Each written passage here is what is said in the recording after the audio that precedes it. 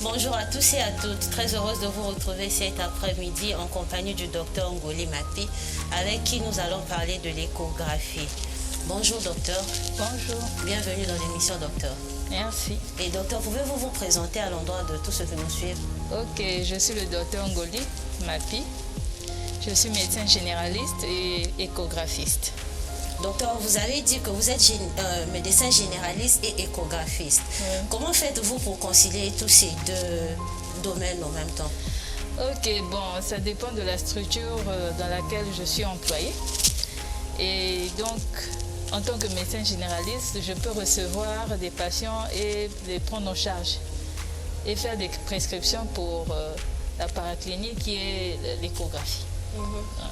Donc, je peux jongler entre les deux rôle que je joue, sans problème. D'accord, docteur, merci. Et aujourd'hui, docteur, nous allons parler de l'échographie. Et qu'est-ce que l'échographie? Comment pouvez-vous définir l'échographie? Ok, l'échographie, c'est une technique d'imagerie médicale qui nous permet de faire une investigation par les ondes ultrasonores. Et ces sons ultrasonores nous permettent de faire une exploration profonde et de participer aussi à la prise en charge du malade. Donc en français simple, je dirais que l'échographie nous permet de diagnostiquer la pathologie et de participer à la prise en charge du malade. D'accord, docteur. Et qui est appelé à faire l'échographie? Est-ce tout médecin peut faire l'échographie? Et donc, quelles sont les circonstances qu'un médecin peut demander à un patient de faire l'échographie? Bon, dans votre question, il y a deux parties. Oui. Et donc, je dirais, ce n'est pas tout médecin qui est appelé à faire une échographie. Il faut une formation pour ça. D'accord. Après, quand vous avez reçu la formation d'un médecin généraliste qui reçoit une formation en tant qu'échographiste, et là, maintenant, vous pouvez faire des échographies. Et les patients qui bénéficient de ça, ça dépend de la consultation qu'ils ont reçue, de la prescription. On peut faire des échographies de la tête aux pieds. Donc, ça dépend du prescripteur qui envoie faire l'échographie. D'accord, docteur. Et combien de types d'échographie peut-il exister? Comme je disais, il y en a plusieurs. D'accord. Donc, on peut faire une échographie de la tête aux pieds. Mais si je peux citer quelques types, je dirais il y aura l'échographie abdominale, pelvienne, obstétricale, urinaire, des parties molles, mammaires, testiculaires, etc. D'accord. Et étant échographiste de carrière, pouvez-nous dire quelle est l'échographie la plus demandée que vous faites le plus dans votre métier? Oui, la plus demandée, c'est l'échographie obstétricale. C'est une échographie pour le suivi de la grossesse. D'accord. Ok, docteur, on va rentrer aussi dans le thème de la grossesse, disons. Oui. L'échographie pour une femme enceinte, docteur, est-ce une nécessité ou bien un choix? Est-ce que la femme enceinte doit à tout prix faire l'échographie ou bien elle peut se passer de l'échographie? Non, c'est carrément une nécessité absolue parce que l'échographie permet le suivi en temps réel de la grossesse. Et dans ce cas-ci, l'évolution aussi du fœtus. Savoir si l'embryon se développe bien, le fœtus se développe bien à terme, qu'il n'y ait pas de pathologie associée. Donc c'est vraiment une nécessité. D'accord, docteur. Et puis, d'une manière générale, quelles sont les conséquences d'une échographie qui n'a pas été faite en temps réel? Elles sont multiples. Et la plus grave des conséquences, c'est la mort.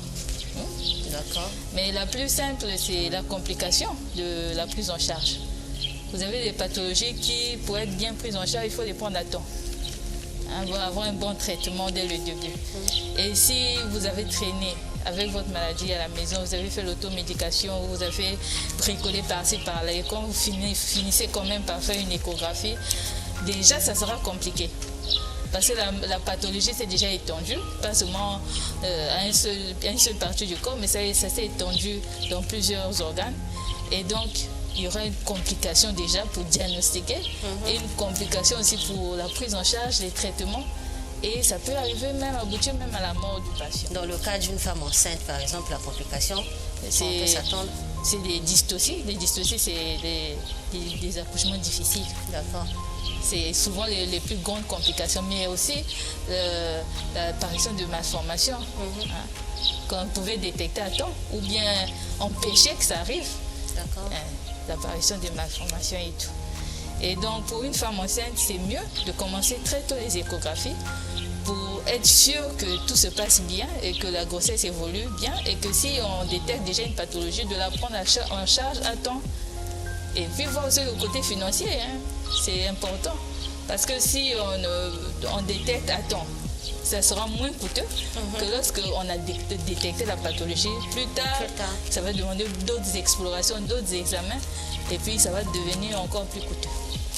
D'accord, docteur. Nous sommes déjà arrivés au terme de notre interview, docteur. Merci d'avoir été notre invité. Merci. Et comme mot de la fin, que pouvez-vous dire à tous ceux qui nous suivent? Bon, comme mot de la fin, je voudrais vraiment sensibiliser les femmes enceintes, les femmes qui veulent concevoir aussi, de ne pas négliger cette partie importante de la médecine qui est l'échographie. Cela permet vraiment d'éviter beaucoup de problèmes à l'avenir, des problèmes de conception, des problèmes de difficultés à l'accouchement, même des morts, de morts maternelles pendant l'accouchement. D'ailleurs, c'est ce que je voulais même préciser dès le début.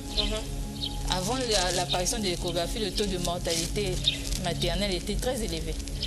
Mais grâce à l'échographie, ce taux de mortalité a baissé. Et donc, en amenant de moins en moins des accouchements difficiles. Et donc, je voudrais vraiment encourager ces femmes enceintes de pouvoir prendre au sérieux leur santé, leur état et de pouvoir aller consulter et faire des échographies quand on leur demande de faire. Pour le bon suivi de leur grossesse et que l'accouchement se passe aussi bien. Merci docteur de nous avoir accordé cette interview. Nous espérons vous revoir très bientôt. Moi de même. Merci docteur.